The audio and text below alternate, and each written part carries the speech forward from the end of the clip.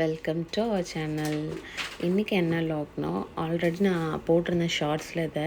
But இதை full video எடுத்திருந்தேன், எனக்கு அப்லோட் பண்ண டைம் கிடைக்கல. ஸோ அதுதான் இப்போ அப்லோட் பண்ணியிருக்கேன். ஆமாம், நான் ஊருக்கு போயிருந்தப்போ எங்கள் அம்மா என்ன செடிலாம் வச்சுருந்தாங்க அப்படின்னு சொல்லிட்டு ஒரு லாக் எடுத்திருந்தேன். ஆமாம், இதில் நான் போயிருந்தப்போ நாங்கள் போயிருந்தப்போ மாலை போட்டிருந்தோம். ஸோ வெஜிடேரியன் தான் சாப்பிட்ணுங்கிறதுனால ஃபுல்லாக வந்து வீட்டிலேருந்தே பறித்து சாப்பிட்டுக்கிட்டோம்.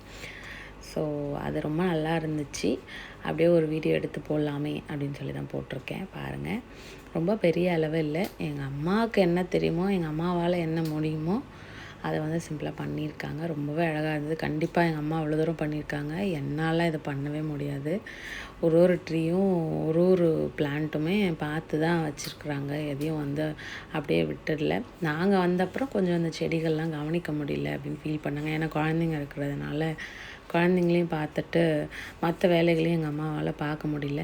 ஸோ நாங்களே இயர்லி ஒன்ஸ் வரதுனால ஸோ எங்கள் கூட டைம் ஸ்பெண்ட் பண்ணணுன்னு சொல்லிட்டு இதெல்லாம் கூட விட்டுட்டாங்க. அப்புறம் நான் போயிட்டு பார்க்கும்போது தான் இவ்வளோ செடி இருக்கே, ஐயோ நம்மளால் இதுக்கெல்லாம் தண்ணி விடலையே அப்படின்னு சொல்லி கேட்டேன். இங்கே பாருங்கள், வாழைலாம் கூட கொஞ்சம் காஞ்சிருச்சு.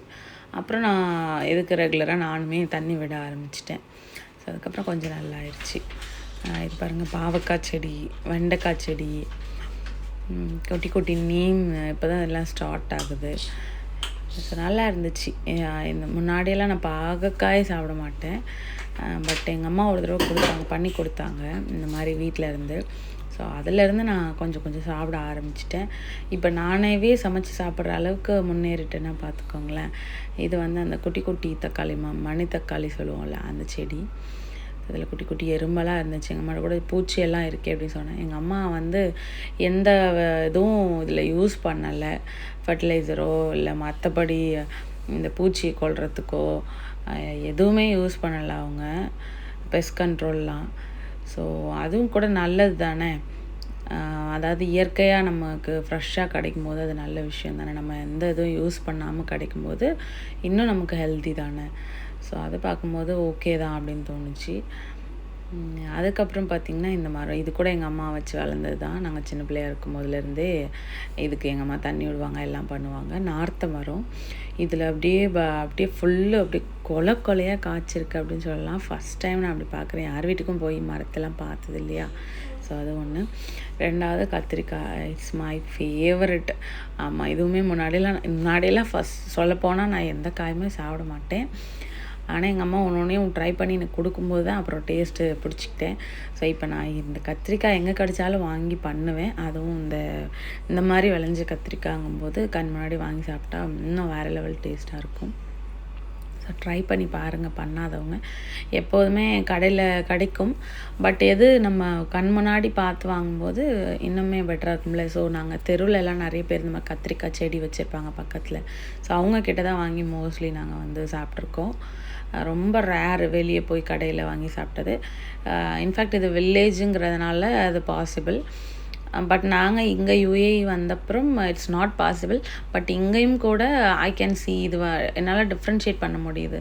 இது மேபி இருக்கலாம், இது மேபி ஆர்கானிக்காக இருக்கலாம் அப்படிங்கிற மாதிரியான ஒரு சில தாட்ஸு. ஸோ அதனால் அதை சூஸ் பண்ணி நான் மோஸ்ட்லி சாப்பிடுவேன். இன்னொன்று வந்து அந்த டார்க் கலர்ஸ் கத்திரிக்காய் நான் சாப்பிட மாட்டேன். இந்த மாதிரியான லைட் கலர்ஸு, அப்புறம் அந்த பர்பிள் கலர்ஸு ஆல்மோஸ்ட் இருக்கும்போது நான் சாப்பிடுவேன். அது ரொம்பவே நல்லாயிருக்கும், பிடிக்கும்.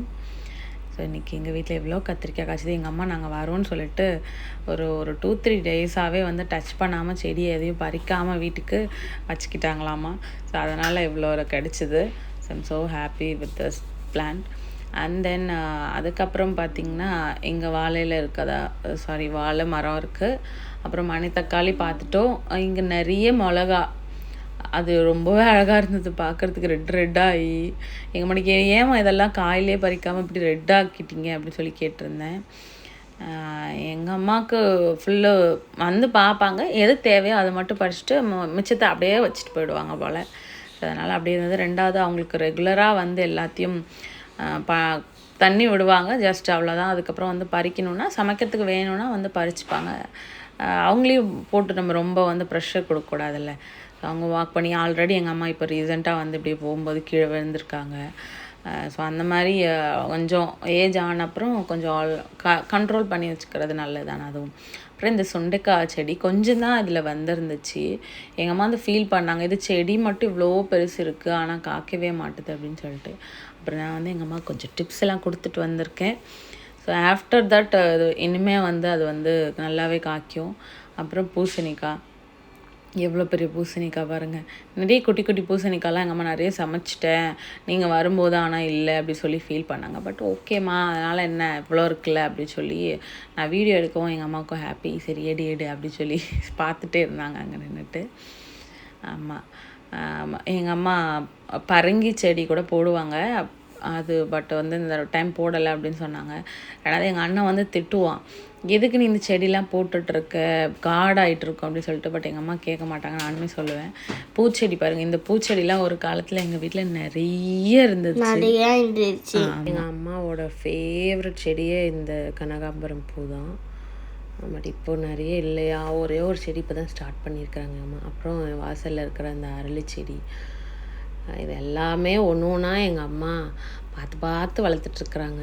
ஸோ இதுக்கெல்லாம் ஏதாவது ஆனால் கூட எங்கள் அம்மா அப்படியே அப்செட் ஆயிடுவாங்க. அச்சோ கஷ்டப்பட்டு நான் இதுக்கு இது பண்ணேன் அது பண்ணேன், ஆனால் இந்த மாதிரி ஆயிடுச்சு அப்படின்னு சொல்லி ஃபீல் பண்ணியிருக்காங்க. ஸோ உங்கள் வீட்டில் எப்படி அப்படின்னு சொல்லி கமெண்ட்டில் சொல்லுங்கள். நீங்கள் வளர்ப்பீங்களா, இல்லை உங்கள் வீட்டில் யாராவது இந்த மாதிரி பிளான்ட் மேலே பயங்கர க்ரேஸோடு இருப்பாங்களா அப்படின்னு சொல்லிட்டு. எங்கள் அம்மா தான் அங்கே பாருங்கள் பாக்கா தேடி தேடி பறிச்சிட்ருக்குறாங்க. நான் மாடியிலேருந்து எடுத்தேன் இது. சின்ன பிள்ளையிலேருந்தே எனக்கு தெரிஞ்சு எங்கள் அம்மா இதெல்லாம் பண்ணுவாங்க. பட்டு நான் வந்து இது வரைக்கும் எனக்கு தெரிஞ்சு எதுவும் பெருசாக பண்ணதில்லை. பட் இங்கே வந்த அப்புறம் ஒரு குட்டி குட்டி பிளான்ஸ்லாம் வாங்கி வைக்கணும், நம்மளும் ஒரு கார்டன் மேக் பண்ணணும் அப்படிங்கிற ஒரு இன்ட்ரெஸ்ட் இருக்குது. பட் அதுக்கான ஸ்பேஸ் இங்கே பெருசாக இல்லைன்னு தான் சொல்லுவேன். ரெண்டாவது நம்ம இன்டோரில் தான் மெயின்டைன் பண்ணுற மாதிரி இருக்குது.